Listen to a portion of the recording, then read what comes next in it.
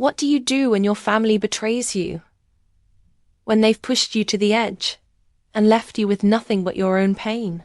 For years, I waited for the moment I could finally get even. But when that moment came, I realized revenge might not be the victory I thought it would be. Sometimes the hardest fight is letting go. I remember the day it all started as if it were yesterday. It was supposed to be just another family gathering, an invitation to celebrate a milestone, a celebration that, in theory, should have brought us all closer. Instead, it became the battleground for something far more significant than any birthday or anniversary could ever represent. It was my brother's wedding, and for once, I wasn't the one with the wedding jitters. Instead, I found myself sitting on the outskirts of something far darker. The news that my invitation had been cancelled didn't surprise me, yet it felt like a deep-cut, a cold betrayal I had been expecting for years, even if I never acknowledged it out loud. It wasn't the first time someone in the family had turned their back on me, and I knew deep down it wouldn't be the last. But there was something about this moment, the sheer audacity, that left me both furious and oddly calm. I had always been the one who stood silently in the shadows, watching them, the people I once called family, turn their backs when they thought I wasn't looking. But I saw it all, the manipulation, the lies, and the subtle betrayals. When my brother's planner of all people had told me that I was no longer welcome, that my presence at his wedding wasn't needed, I had simply smiled. I didn't feel anger. I didn't feel the tears welling up that I should have felt. Instead, a strange sense of calm washed over me. They thought I was weak. They thought that they had finally pushed me far enough to retreat into the dark corners of my mind where no one could find me. But the truth was, they didn't know me at all. As I sat alone in my apartment, the message replayed in my mind. "You're not needed." The words echoed, sharp and biting, in a way that made my chest tighten for just a moment. But then, something inside me clicked. I wasn't angry. In fact, I was beyond anger. I had long since passed that stage. There was no more fight in me, not in the way they expected anyway. No, what I had now was strategy. It had been years of standing in the shadows, watching them live their lives as if I didn't exist, watching as my family slowly turned into a perfect picture of unity, all while I was left at the edges, a ghost. I had always been the one who didn't quite fit into the mold they expected of me. For years, I'd played the role of the quiet, distant sibling, the one who didn't make waves. But this time, I wasn't just going to let it slide. It wasn't just the invitation. It was the realization that I had always been overlooked, dismissed like a passing shadow, never worthy of their true attention. My brother, the one I had once looked up to, had slowly become someone I didn't recognize. The betrayal didn't sting because of the wedding or the planner. It stung because it was yet another sign that he had chosen his side. And that side wasn't mine. I had spent so many years trying to be what they wanted me to be. Respectful, understanding, patient. But every attempt to mend the rift between us had only pushed me further into the background. Their lives continued to prosper, and I was left waiting for something I couldn't even name anymore. A sense of belonging, maybe, or at least a whisper of love. But there was no more waiting. Asterisk wedding was only a few weeks away. But instead of feeling the sting of rejection, I found myself looking forward to it with an unexpected sense of determination. I couldn't exactly explain it, but I could feel the calm building inside me. They thought they had pushed me to my limit, that I was finally broken. What they didn't realize was that I was far from broken. In fact, I was finally starting to see the bigger picture. I took a moment to examine the details, the things they'd never notice, the things I could use to my advantage. It started with the planner. I knew how she worked. She had been in charge of every major family event for the last decade, always with an eye for perfection. But I knew she also had a bit of a temper. People like her always did. They held the strings of other people's lives in their hands, And when someone tugged at the wrong string, they cut it without hesitation. I had seen it happen before with others, but this time, it was my string that was being pulled. And then of course there was my brother. Always the golden child. Always the one who could do no wrong. But he was weak, I realized. Beneath the polished exterior of success and charm, there was a man afraid of conflict. Someone who would rather push things under the rug than confront the truth. It wasn't strength. It was fear. The pieces of the puzzle were starting to come together. And that's when I realized the truth. This wasn't just about a wedding. It was about something much bigger. This was the culmination of years of manipulation, deception, and betrayal. They had built their perfect little world, and I had been the forgotten piece. But now, I was going to be the one to bring it all crashing down. In the days that followed, I began to quietly gather information. Nothing overt, nothing that would draw attention. Just small things, bits of gossip, forgotten conversations, tiny cracks in the familiar facade. I could feel it all coming together. Piece by piece. I started with my sister, who had always been my closest ally. She wasn't perfect, but I knew she had a soft spot for me. She had always been the one to protect me, to stand by my side when things got tough. But recently, I had noticed a shift in her behavior. She had started pulling away, joining in with the others in their cold indifference toward me. The wedding had become a symbol of that shift, a symbol of their collective decision to leave me behind. I hadn't confronted her about it, not yet. I needed her to come to me, to show her hand before I made my move. But I knew that if anyone could help me, it would be her. I just had to be patient. Meanwhile, my brother continued to bask in his own little world of success. His wedding was going to be grand, perfect, a reflection of his life. And I was no longer even an afterthought. But that's exactly where I wanted him to be: complacent, distracted, and oblivious to the storm that was about to hit. The days before the wedding felt like a blur. It wasn't the typical rush of excitement and anticipation that most people feel before such a big event. For me, it was the calm before a storm, each day a calculated step in a plan I had kept hidden for too long. I could almost taste the tension in the air. They had no idea what was coming. I kept my distance as usual, but this time it was deliberate. Every moment was spent observing, calculating. And the more I watched, the more I realized just how many cracks were showing. The wedding was supposed to be their crowning achievement, a symbol of everything they had worked for. But it was a house of cards, fragile, unstable, ready to collapse with the slightest push. I had always known that people like my brother, and especially the people around him, relied heavily on appearances. They lived in a world of social media filters, perfect smiles, and polished reputations. The truth was, they were terrified of being exposed for what they really were: flawed, human, and vulnerable. And I had seen behind the curtain. I knew the ugly truth, and I was the one who was going to expose it. The pieces were coming together. My sister, who I had thought I could rely on, was now a puzzle I needed to solve. I hadn't confronted her directly yet, but I could feel her pulling away, her loyalty torn between the family and the life she had carved out for herself. She was slipping, and she knew it. I just needed her to slip a little further. Then there was the planner, perfect, immaculate, and always in control. But like everyone else, she had a breaking point. She had a secret, and it was only a matter of time before I found it.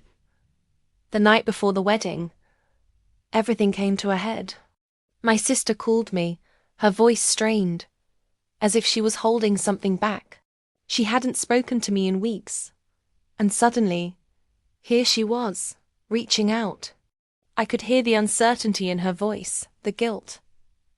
"Can we talk?" she asked. I paused, staring at the phone, wondering what she wanted.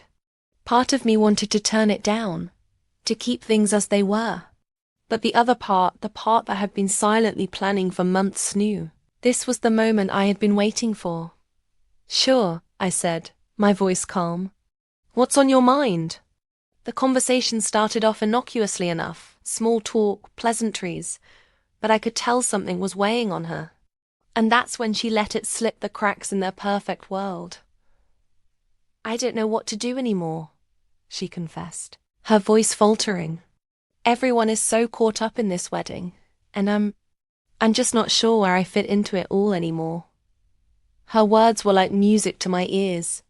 The betrayal I had felt from her wasn't just the fact that she had distanced herself from me. It was that she had done it for the wrong reasons. She had chosen them over me. She had chosen the perfect image over the truth. But I wasn't going to show her my hand. Not yet. You don't have to be part of something that doesn't feel right, I said, my voice smooth. You know that, right? She paused. I know. But it's not that simple. I've already made my choice. I swallowed hard. I had always known that when it came down to it, she would choose him. She would always choose the family over me. And that hurt more than anything else. But I didn't let it show. Well, I guess we all have to make our choices, I said softly. Good luck with everything, sis. The conversation ended abruptly, but the seed had been planted. She had admitted her guilt. She was slipping, and I was the one waiting for her to fall. The wedding day arrived, a day that should have been filled with joy and celebration. But for me, it was just another day, another step closer to the moment when everything would fall apart. I watched from the sidelines, as everyone else did their best to put on a show. The decorations, the smiles, the laughter all fake. I could see it in their eyes. My brother, the man who had once been so full of life, now looked like a puppet on strings, controlled by the expectations of everyone around him. The planner hovered nearby, making sure everything was perfect, ensuring that nothing went wrong. But I knew something they didn't. Something that would change everything. My eyes drifted over to my sister, who was nervously checking her phone. She looked out of place, her forced smile betraying the turmoil inside her. I could feel the unease radiating off her. And just as I suspected, her gaze wandered to the wedding planner. A brief exchange passed between them, a silent conversation that no one else seemed to notice. But I saw it all. The planner handed her a small envelope, and I knew instantly what it was. The secret I had been looking for. I had been watching the planner for days, waiting for her to make a mistake. And now it had happened. Asterisk, the envelope was small, innocuous, but I knew it contained the key to unraveling everything. My sister slipped it into her purse quickly, as if trying to hide it from view. But I had already seen enough. The moment of truth was finally within reach. The planner had made her move, and now I had to be patient. I watched my sister throughout the ceremony, her distracted gaze giving her away every time she thought no one was watching. She couldn't hide it, her guilt was written all over her face. The truth was finally surfacing, and she was trying her hardest to keep it buried. The wedding unfolded around me like a well-rehearsed play, but I was no longer interested in the performance. I wasn't focused on the vows, the speeches, or the fake smiles. My eyes were on her. She was the key, and soon enough, she would crack as the night progressed. I saw my opportunity. My sister stepped away from the crowd, retreating to a quiet corner of the reception hall. I followed her at a distance, careful not to alert her. I had to be strategic about this. She was my ally once, but now she was my weakest link. She had made her choice, and it was time for me to make mine. I waited until she was completely alone, standing near the back doors. I approached quietly, every step measured, until I was right behind her. She froze when she heard my voice. "You're not the person you think you are," I said, my tone calm, almost too calm. She turned slowly, her face pale. "What are you talking about?" I didn't need to answer right away. I simply reached into her purse and pulled out the envelope. Her eyes widened as she saw it in my hands. "No," she whispered, trying to grab it from me, but I held it just out of her reach. "Please don't." "Don't what?" I asked, my voice dripping with cold amusement. "Expose the truth. You think I haven't seen the signs? You think I haven't noticed what's been going on behind closed doors?" She took a step back, her body trembling. "You don't understand." "Oh, I understand perfectly," I said, tearing open the envelope. "You've been living a lie, and so has everyone else." Inside was a series of documents, financial statements, emails, and contracts. But what caught my eye immediately was the one line that stood out. The planner had been siphoning money from the wedding fund, skimming a portion of the proceeds for herself. It wasn't just a few dollars. Either it was substantial. Enough to ruin the wedding. Enough to ruin my brother's life if it came to light. "You knew about this," I said, my voice barely a whisper. "You knew, and you let it happen." Her face crumpled, and for a moment, I saw the sister I had once trusted. But it was too late now. The truth had already been exposed. "I didn't want to," she sobbed, her voice breaking. "I didn't know how to stop her. I thought if I just kept my head down, it would all blow over." I shook my head, my heart no longer soft for her. "You chose the wrong side, sis. And now you're going to have to face the consequences." I left her there, standing alone in the cold, her tears a silent testament to the reality she could no longer deny. I didn't have time for her regrets. I had a plan to execute, and I wasn't going to let anyone, least of all her, stand in my way. The next few hours were critical. I knew that once the truth started to unravel, it would all come crashing down. The wedding was no longer just about the celebration. It had become a perfect storm. The pieces were all in place, and now, all I had to do was set them into motion. I moved quickly, efficiently, like a predator closing in on its prey. I made sure to be seen by the planner at every turn, making it clear that I was watching her. She had no idea how much I knew. She thought she had covered her tracks, but I had been playing the game far longer than she could ever imagine. As the night wore on, the atmosphere at the wedding began to shift. People were starting to notice that something was off. The tension was palpable. My brother was still caught up in the whirlwind of the celebration, oblivious to the disaster unfolding just beneath the surface. But I knew that soon enough, the truth would come out, and he wouldn't be able to hide from it.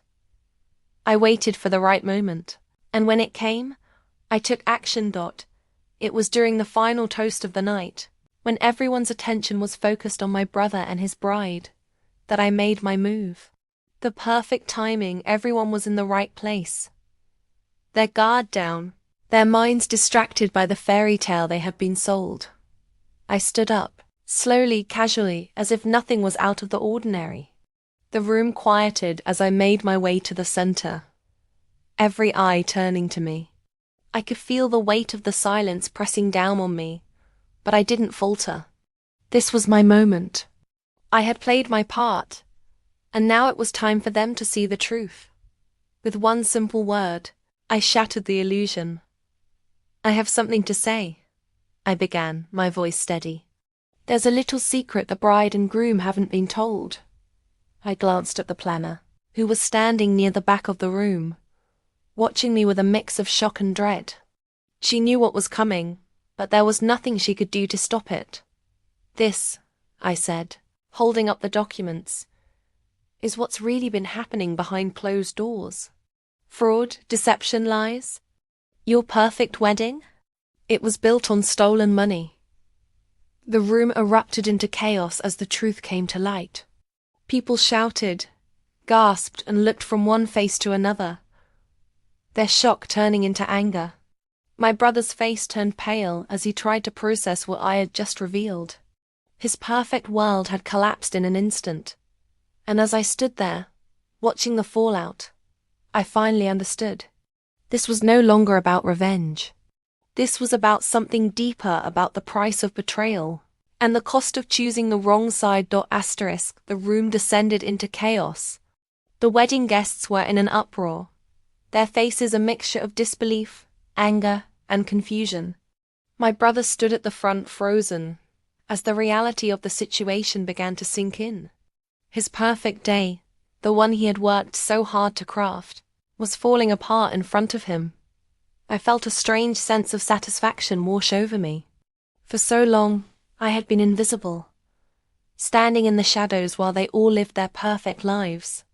But now they saw me. Now, they understood what I had been waiting for. The moment when their lies were exposed, and their carefully constructed world crumbled. But as I stood there, watching the scene unfold, something inside me shifted. The anger, the cold satisfaction, it started to fade. What was left was the emptiness that had been with me for so long. I had destroyed their perfect moment, but in doing so, I realized that I hadn't built anything for myself. I had taken everything from them, but what had I gained? I turned away from the chaos, my mind racing. I wasn't going to be caught up in the drama. I had done what I came to do, and now it was time to step back and watch the aftermath. But as I walked out of the room, I felt a hand grab my arm. I spun around to find my sister standing there, her face pale, her eyes red from crying. "Why?" she whispered, her voice filled with hurt and confusion. "Why did you do this?" I looked at her, my heart heavy. "You chose them," I said quietly. "You chose to turn your back on me when I needed you the most. I had no choice but to do this." Her eyes filled with tears, and for a moment, I saw the sister I had once known, the one who had stood by me when everything else seemed to fall apart. But it was too late. The damage had been done. "You've destroyed everything," she said, her voice breaking. "You've destroyed him." I shook my head. He destroyed himself the moment he decided to live a lie. With that, I pulled away from her, walking out of the reception hall and into the night. The cool air hit my face and I closed my eyes, trying to collect my thoughts. I had done what I needed to do, but it didn't feel as good as I thought it would. The days following the wedding were a blur. News of the scandal spread quickly, and soon, the entire family was in disarray. The perfect wedding had turned into a public disaster, and my brother's life was falling apart. The betrayal I had exposed wasn't just financial, it had shattered everything. His reputation, his relationship, and the carefully constructed image he had spent years building were all destroyed. I didn't reach out to him. I didn't need to. He had made his choices, and now he had to live with them. But as the days passed, I couldn't help but wonder, had I made the right decision? Was this the closure I had been searching for, or was it just another form of self-destruction? I avoided my sister for a while. She had tried to reach out to me, but I knew that any conversation with her would be filled with anger, guilt, and regret. The damage was done. There was no going back. But then, a week later, I received a message from her. She wanted to meet. I met her in a quiet cafe, away from the chaos of our families. When I saw her, she looked different, more vulnerable, less sure of herself. She was no longer the person who had dismissed me so easily. Now, she was the one struggling to pick up the pieces. "I don't know how to fix this," she said, sitting across from me, her hands shaking. "Everything is falling apart." I looked at her, my heart heavy. "I told you, you had to make a choice. You chose them, and now you're seeing the consequences of that." "I know," she whispered, tears welling in her eyes. "But it wasn't supposed to be like this. I didn't want to lose you." I leaned back in my chair, my gaze fixed on her. "It's too late for apologies, sis. You made your choice. You sided with them, and now you're facing the fallout." She nodded, swallowing hard. "I didn't know how much it would hurt." I thought it was just going to be a wedding. I didn't realize what I was giving up. The silence between us grew heavy. There was so much unsaid, so much anger and hurt that had built up over the years. But I didn't have the strength to address it all. I wasn't sure I wanted to. I didn't want to hurt you, she continued, her voice barely above a whisper. I never wanted to hurt you. I could see the pain in her eyes, but I also saw the guilt. She had allowed herself to be manipulated, just like everyone else. She had let them pull her into their web of lies, and now she was paying the price. I know, I said softly, but the damage is done. I stood up to leave, but before I walked away, I turned back to her. Maybe one day we can fix this, I said, my voice quiet. But not today. With that, I left the cafe, the weight of the past hanging heavily on my shoulders. There was no easy fix to what had happened. No magic words to make everything right. But I knew one thing for sure. I had finally taken control of my own life. And in the end, that was all that mattered. As the weeks turned into months, I watched my brother's life crumble further. The financial scandal had shaken his world to its core, and the public backlash was unrelenting. But what hurt him the most, what truly destroyed him, wasn't the money or the betrayal. It was the fact that he had lost everything that had once mattered to him. The perfect image, the perfect life, and the family that had always been by his side. I didn't feel sympathy for him. Not anymore. He had made his bed, and now he had to lie in it. But there were moments, in the quiet of my own life, when I wondered if I had gone too far. Had the revenge I sought really brought me the peace I had been craving, or had it just created more pain? As I looked ahead, I realized that the journey wasn't over. It was just beginning, and while I couldn't undo what had been done, I could finally move forward, free from the chains of their lies. Let me know your thoughts on this part. If everything looks good, we can keep building the rest of the story with even more twists and turns. Certainly. Let's bring this story to a satisfying, yet poignant conclusion, tying up all the emotional and dramatic arcs. Months had passed since that chaotic wedding day. The storm had long since calmed, but the remnants of what I had done still lingered in the air. I had taken what I needed: control, closure, the vindication I had craved for so long, but now, standing on the other side, I was left to confront the real cost of my actions. My brother's life had been torn apart, and in many ways, so had mine. The family that had once felt so tight-knit was now a fragmented collection of broken relationships and unspoken words. My sister had slowly faded from my life, a casualty of her own choices. We hadn't spoken in months, and I doubted we would ever speak again. The distance between us was too great, the hurt too deep.